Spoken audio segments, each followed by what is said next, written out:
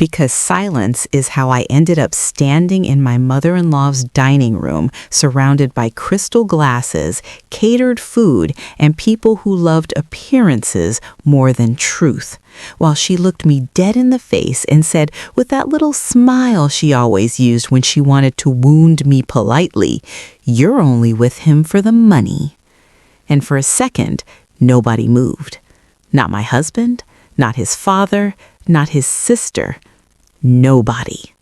So I reached into my purse, unlocked my phone, opened my banking app, pulled up 3 years of repayment logs, and turned the screen toward her. Then I said, very calmly, "Actually, Linda, he's with me for the money." And when I tell you the room went silent, I don't mean awkward. I mean the kind of silence that feels like a building realizing it's on fire. I placed my key on the table, looked at my husband one last time, and walked out before any of them could figure out whether they were more shocked by the number on my screen or by the fact that I was finally done protecting him. My name is Danielle Carter, and the craziest part of this story is that I really did love my husband. I loved him enough to bury myself for him.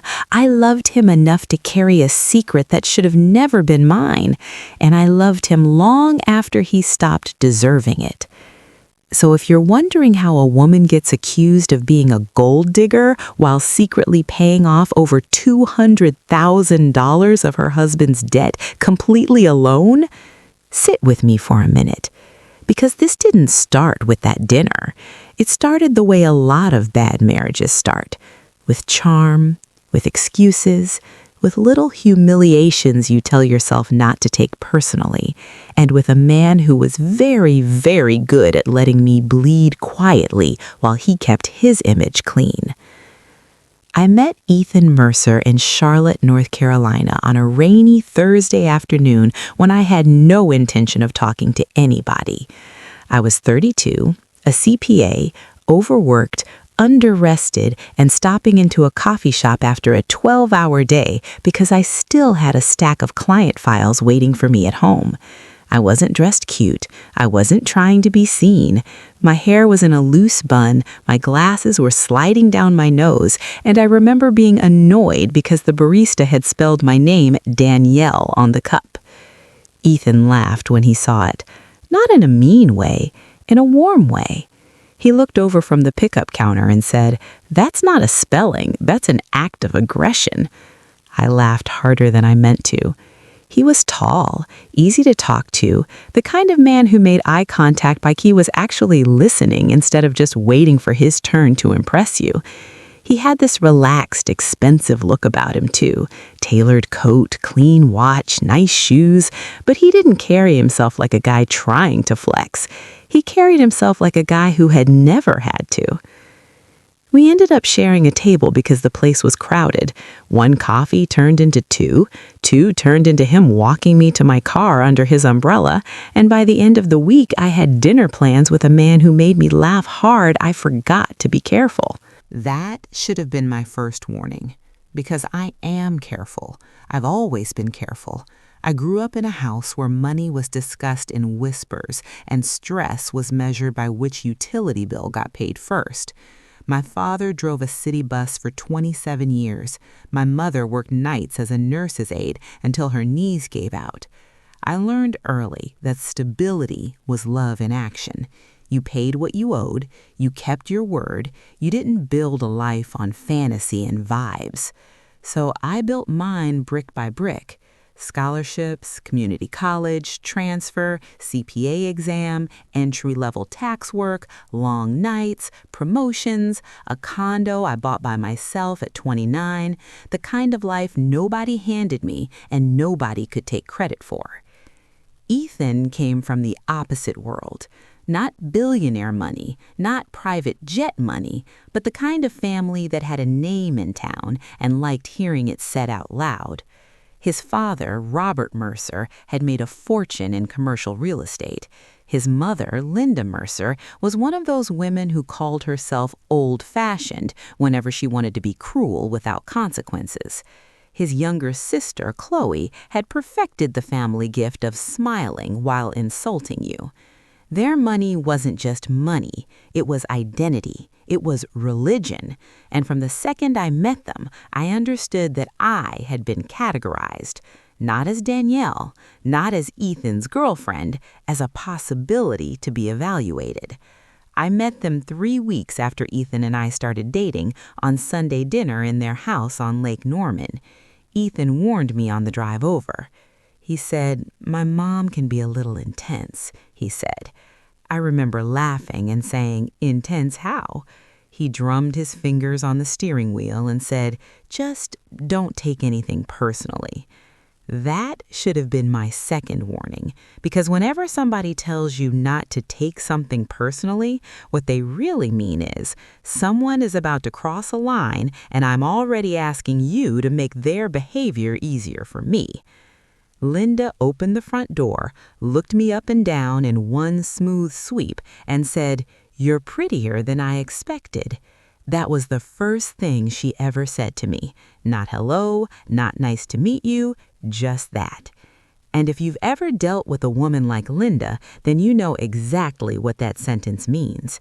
It sounds like a compliment if someone repeats it later, but in the moment, it lands like a test.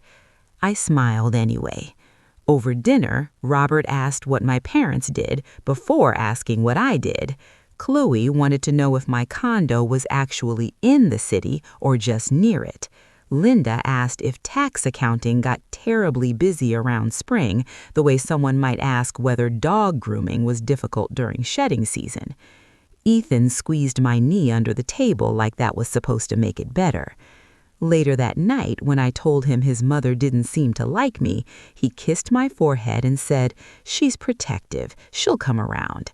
That became his answer for everything. She's protective. She doesn't mean it like that. That's just how my family jokes. Give them time. Don't make it bigger than it is. And because I loved him, I kept translating disrespect into misunderstanding. That is one of the most expensive mistakes a woman can make. The first year of our relationship moved fast. Ethan was affectionate, attentive, and emotionally fluent in a way that made me trust him.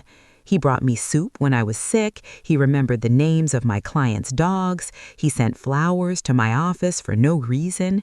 He talked about marriage like he wasn't scared of it. And after dating men who treated commitment like a hostage negotiation, that felt rare. But there were little fractures. He was oddly vague about money.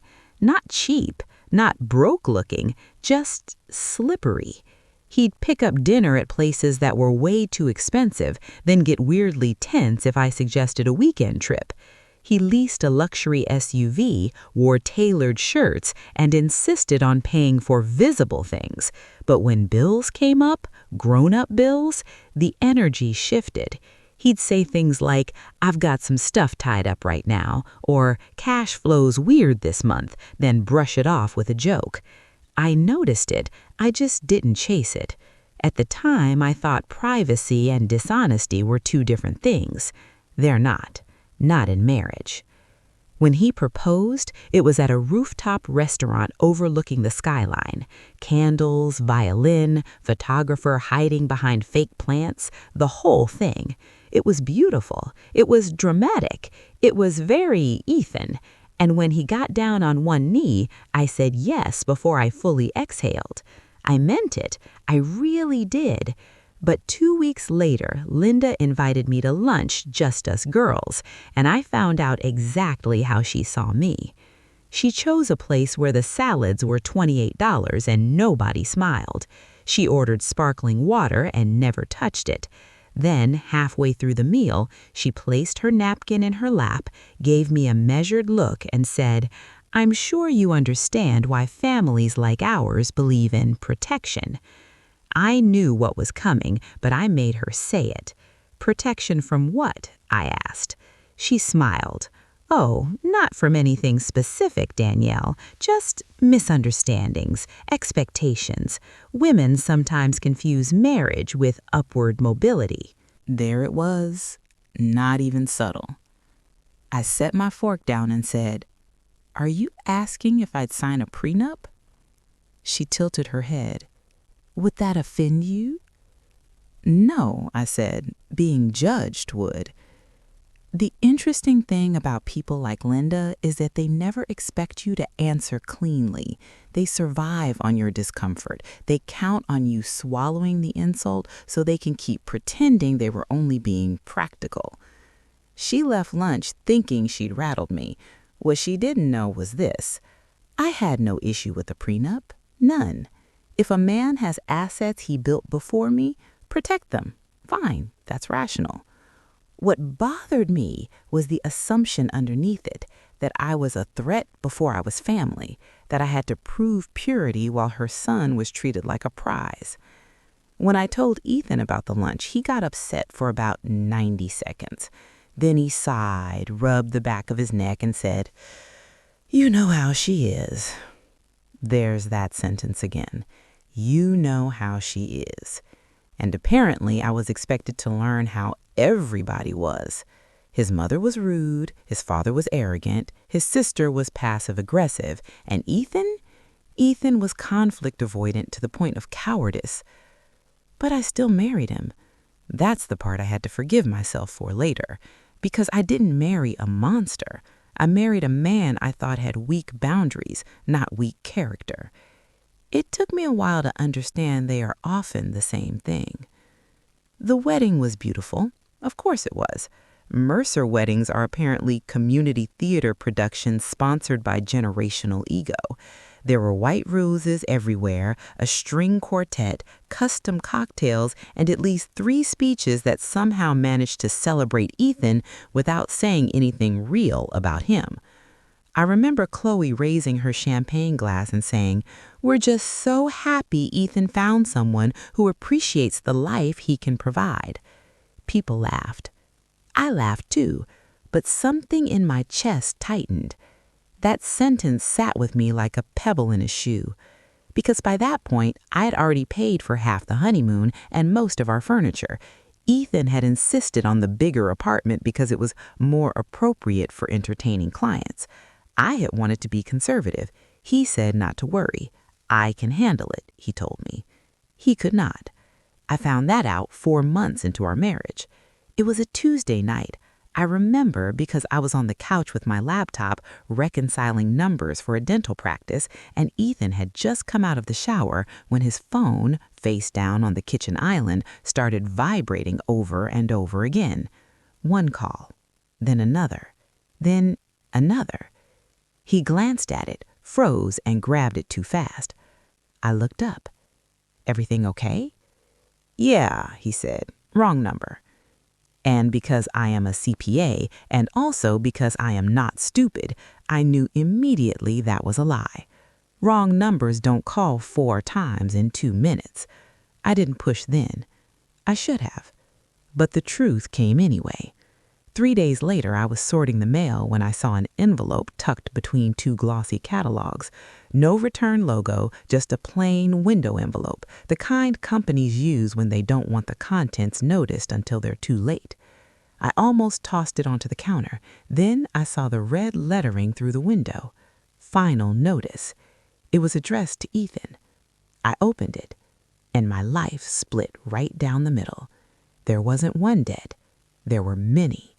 A business loan he had personally guaranteed, 2 maxed out credit cards, a high-interest personal loan, late penalties, collection threats, a total that made my stomach drop so hard I had to sit down. It was just over $203,000. I remember staring at that number so long it stopped looking real. When Ethan came home, I had the papers laid out on the dining room table like evidence. He looked at them, looked at me, and went pale. There are moments when a person decides whether to tell the truth or protect themselves. I watched him make the wrong choice first. "It's not what it looks like," he said. I actually laughed, not because it was funny, because there's something so insulting about a lie that lazy. Then he broke. The story came out in pieces. Before I met him, he had left his father's firm to open a hospitality business with a college friend named Jason. It started well, then imploded. Bad lease, bad timing, bad management, too much ego, not enough cash. He borrowed to cover payroll, then borrowed to cover the borrowing, then used credit cards to keep up the appearance that he was still doing fine while trying to land back on his feet. His father had offered help once, but only on the condition that Ethan come crawling back publicly, admit failure, and work under him again. Ethan couldn't stomach the humiliation, so instead he hid it from his family, from his friends, from me. He got a job back in commercial development through an old connection, leased a nice car he couldn't afford, kept wearing the right watch, kept showing up to the right restaurants, and built a fake recovery on top of a financial sinkhole. Then he met me, and for a while I think he honestly believed he could outrun it. He sat across from me at that table, crying, telling me he had been trying to fix it before telling me, that he was ashamed, that he loved me, that he didn't know how to say it once we got engaged because he was afraid I'd leave, that after the wedding he panicked, that every month he told himself he'd tell me next month. I asked him one question. Were you ever going to tell me if I hadn't found this? And the fact that he couldn't answer fast enough told me everything. I should have left then. If I were telling another woman this story, I would tell her to leave right there, fold the papers, stand up, and leave. But when it's you, and it's your marriage, and the man you love is crying in front of you, shame and fear and hope get tangled together in ways that logic can't always cut through. So I didn't leave. I said, show me all of it. And he did. All of it. Every account, every statement, every ugly hidden number. We sat there until 2 a.m, and I built a spreadsheet while he kept saying, I'm sorry, like that phrase was a payment plan. Here is what changed me. Not the debt itself, the entitlement. Because once everything was in the open, Ethan became relieved far too quickly, like confession was the hard part and cleanup would simply happen, like now that I knew the burden belonged to both of us automatically. And somehow, without anybody formally saying it, that burden became mine. I was the one who called the creditors. I was the one who negotiated reduced settlements. I was the one who created the payment schedule. I was the one who reworked our household budget. I was the one who figured out which balances had to be attacked first before the interest ate us alive. Ethan promised he would change. He promised no more image spending, no more hiding, no more pride, no more secrets. And for a little while, he really did try. He cut up cards, he canceled subscriptions, he sold a watch. He looked grateful, he looked humble, he looked like a man who understood the miracle he had been given. So I gave more.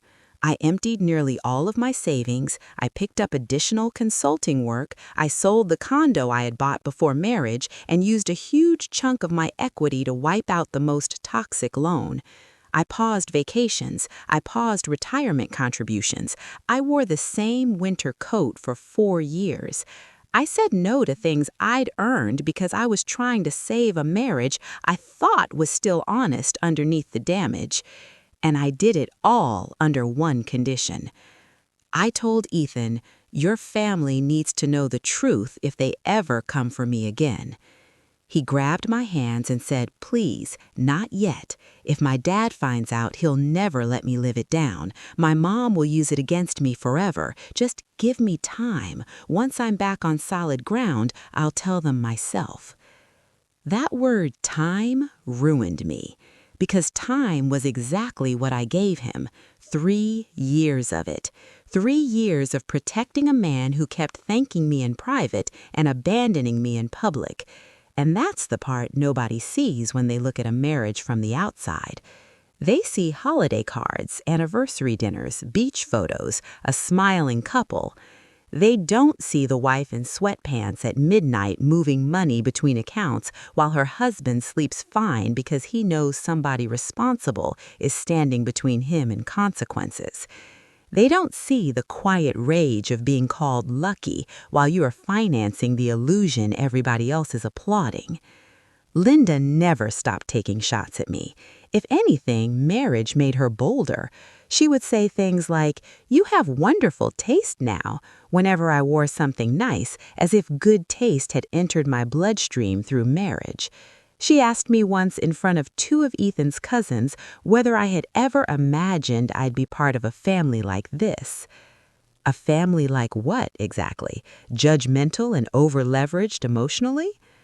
Robert wasn't much better. He liked to frame insults as financial wisdom. At one cookout, after hearing me mention interest rates in a completely unrelated conversation, he chuckled and said, "Danielle keeps a close eye on money, doesn't she? Good trait in someone marrying up." Marrying up? I can still hear it. And every single time I looked at Ethan, every time, waiting for him to say, "Actually, Dad, Danielle has done more for me than any of you know." Waiting for him to say, "Mom, stop talking about my wife like she's after something." Waiting for him to choose truth over comfort. He never did. At best, he'd say, "Come on, Mom," in that soft, useless tone people use when they want credit for objecting without actually stopping anything. Then later, in the car, he'd apologize. "I'm sorry. I should have said more." Yes, he should have. And then he would not say more the next time either. That's when I realized something ugly. Ethan didn't just want my help. He needed my silence. Because as long as I stayed quiet, he got to keep everything. He got a wife who rescued him, a family who respected him, a reputation untouched by the truth. And what did I get? I got called calculating by people whose son I was financially resuscitating. The first time I truly felt hate for him, not just disappointment, was over a membership fee. We were about 18 months into the payoff plan. I had worked all weekend on 2 forensic accounting projects to make an extra payment that month. I was exhausted. I came home Sunday night, opened our shared card summary, and saw a charge for a country club renewal. I just stared at it. When Ethan walked in, I asked, "What is this?" He glanced at the statement and said, "I had to renew." "You had to?" "It's good for networking." I looked at him so long he got uncomfortable. "You are over $100,000 in debt. I sold property I worked years to buy. I'm doing side work until 1 in the morning, and you renewed a country club membership?" He got defensive instantly. "You don't understand how my industry works." No, I understood exactly how your industry worked. He needed to look successful to other successful-looking men, and somewhere in his mind, that still mattered more than the actual woman keeping him afloat. That night I told him, "If you ever make me feel stupid for saving you, I'm done." He cried again. He was always very emotional once consequences arrived. He canceled the membership the next morning, or said he did. I never fully trusted anything after that without documentation. That's what secrecy does. It turns love into audits. By year 2, I had paid off enough that the number no longer felt impossible, but it still felt heavy. Every month I watched it come down. Every month I thought, maybe when we cross this mark, he'll become the man I believed he was. Maybe once the pressure lifts, gratitude will turn into courage. But fear wasn't the only problem. Character was. You can remove pressure from a weak person, and all you discover is how comfortable they are being weak. Ethan adjusted beautifully to being rescued. He didn't become more honest, he became less panicked. And because he was less panicked, his family's behavior started bothering me more. At Thanksgiving that year, Linda watched me carry dishes into the kitchen and said to Chloe, loud enough for me to hear, It's nice when a girl understands that marrying well means putting in effort. Chloe laughed.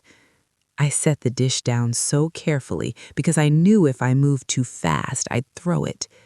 When we got in the car, I told Ethan, "You have one more chance. One. If your mother says one more thing like that and you sit there, I'm not protecting you anymore."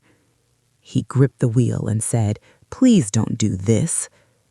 Do this, as though honesty was an act of aggression, as though my silence was the natural order and my truth was the threat.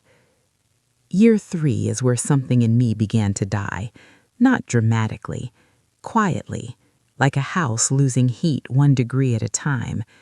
I stopped imagining kids with him. I stopped picturing old age. I stopped saying our future without hesitation. I kept paying because by then I wanted the debt gone more than I wanted the marriage healed. That's an important distinction.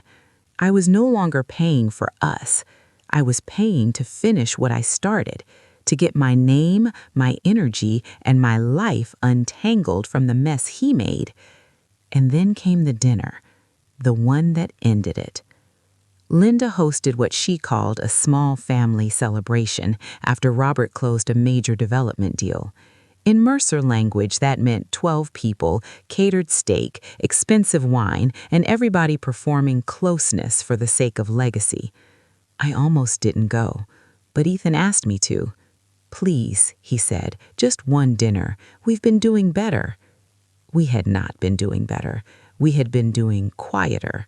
Still, I went.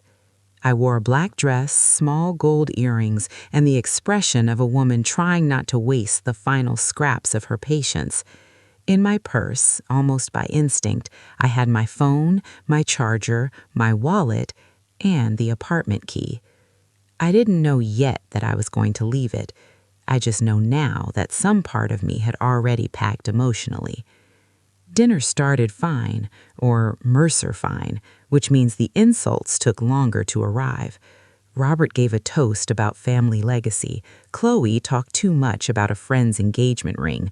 Linda complimented the caterer more warmly than she had ever complimented me. Ethan sat beside me, handsome and pleasant, and so practiced at this world that if you didn't know better, you'd think he belonged in it more than anyone else. Then Robert mentioned restructuring some family holdings. He wasn't talking to me, but he wanted me to hear it. "We've learned," he said, swirling his wine, "that assets stay safer when things are clearly protected, keeps things clean if marriages become complicated." Linda gave a soft hum of agreement. Chloe smirked into her glass. I set my fork down. Ethan said nothing. Then Linda turned to me with that same church lady smile and said, "Of course, Danielle, this sort of thing can feel insulting if someone is sensitive, but women who marry into successful families have to understand these realities." I looked at Ethan. Nothing. Not a word. So I said, "Interesting, since I seem to be the only person at this table expected to understand financial realities." That should have warned them. Instead, Linda leaned back in her chair and delivered the line she had probably been wanting to say for years. "Well," she said, "if we're being honest, I think everyone has always wondered whether you were with Ethan for the Mercer money." I can still see every face. Robert didn't stop her. Chloe looked thrilled. Ethan went still, and in that 1 second I knew. He was going to let it happen again. He was going to let me stand there after everything I had sacrificed and take the hit so he wouldn't have to expose himself. Something in me became ice.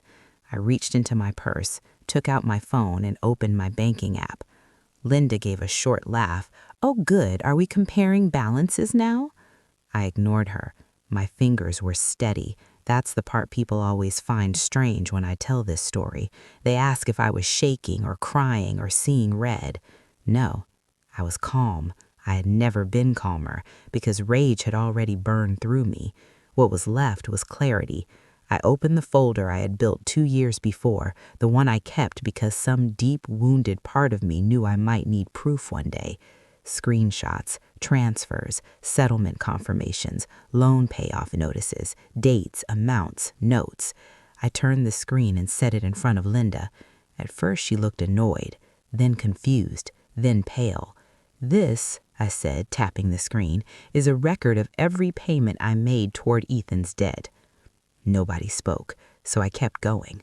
The business loan he never told you about, the credit cards, the tax balance, the personal loan, the penalties, the settlements, the interest, over $200,000 paid down over 3 years, mostly by me.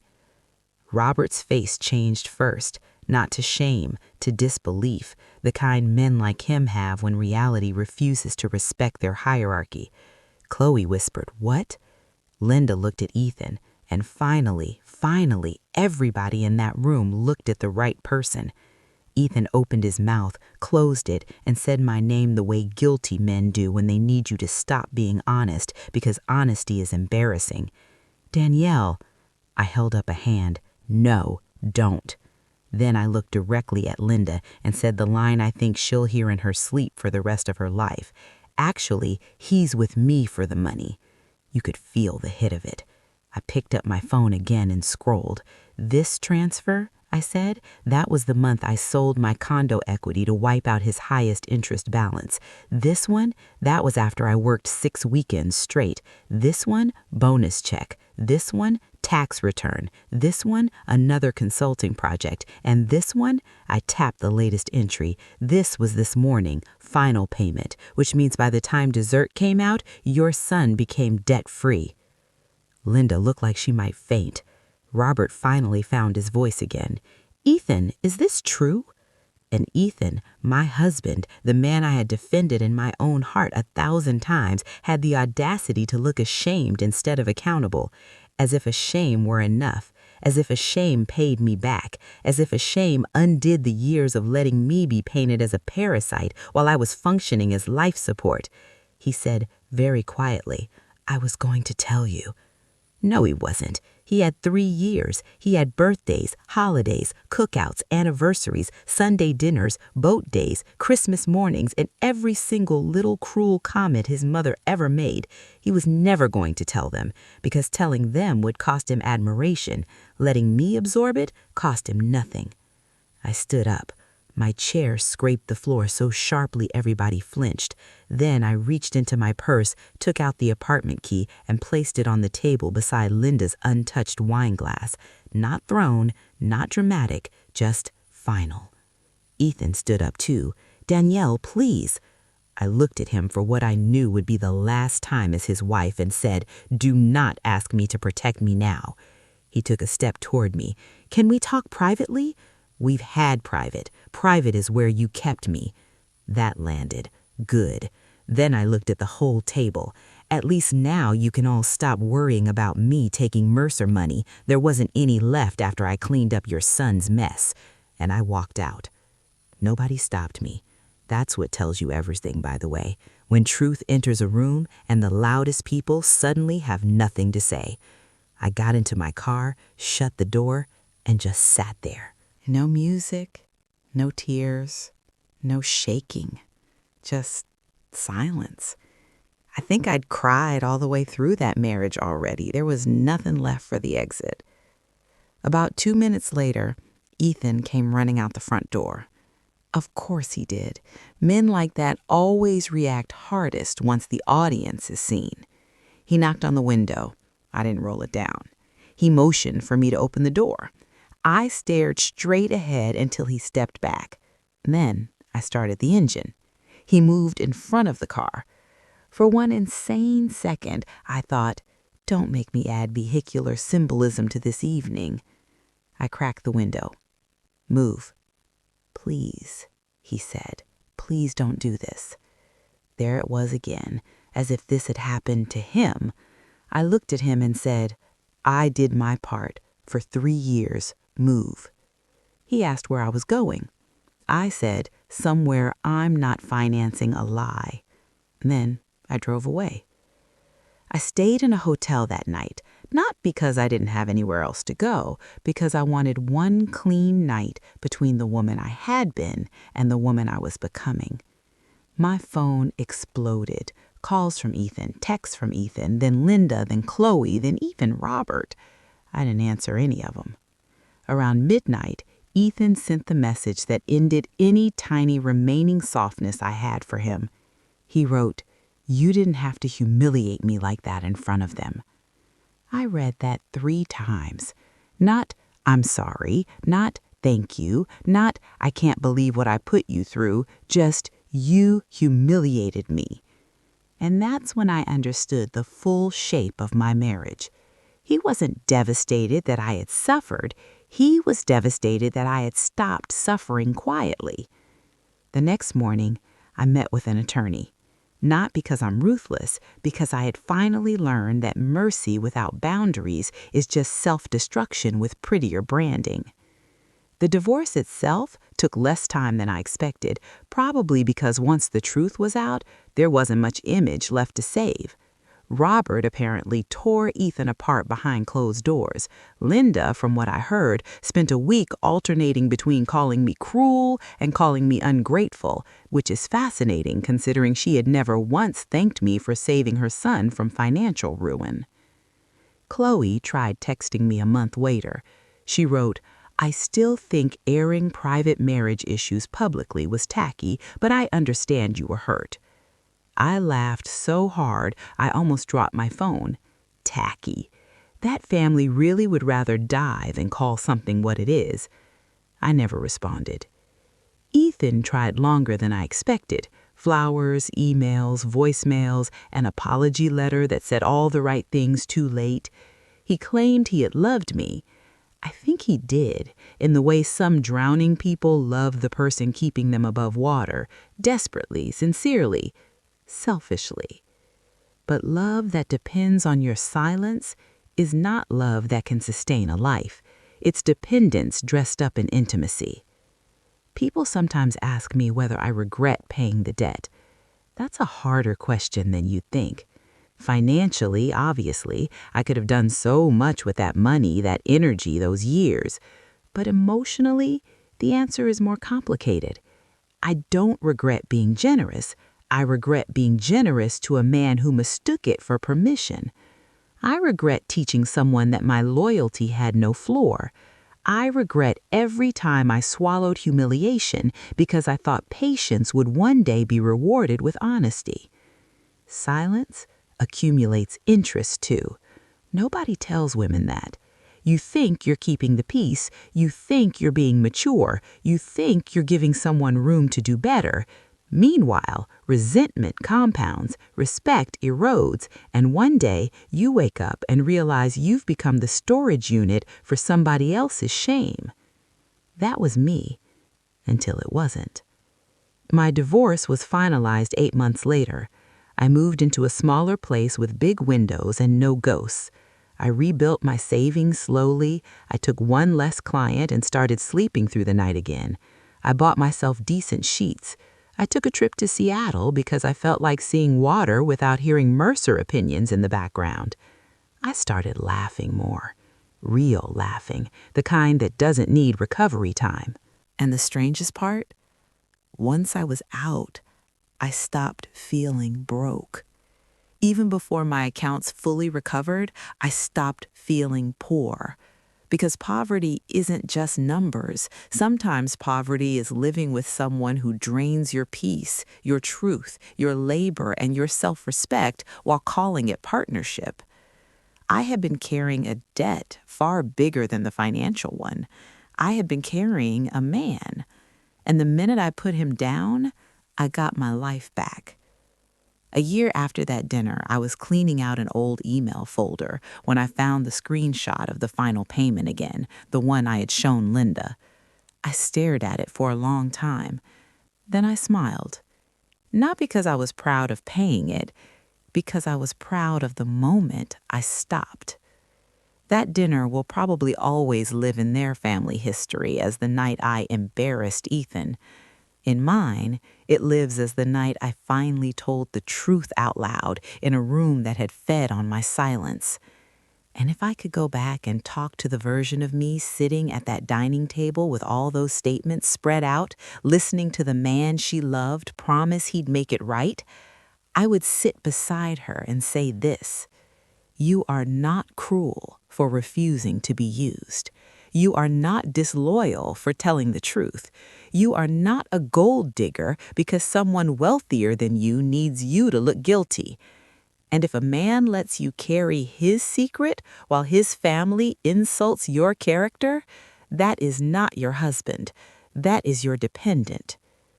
The last thing I ever heard about Ethan was through a mutual friend who said he moved into a townhouse closer to his father's office and was trying to rebuild. I honestly wish him well. I do, but from very far away. Because some women leave marriages heartbroken. I left mine heartbroken, wiser, and with the kind of clarity that only comes from surviving a lie long enough to finally stop participating in it. So yes, his mother sneered, "You're only with him for the money." And yes, I opened my bank app. I showed them the repayment logs. I told the truth. I left the key on the table. And for the first time in years, I walked away lighter than I had arrived. Not because I got an apology, not because they understood me, not because anyone suddenly admitted I was right, but because the balance was finally cleared. All of it. The loan, the lie, the marriage. And if you ask me what freedom felt like after that, I can tell you in one sentence: I was finally debt-free.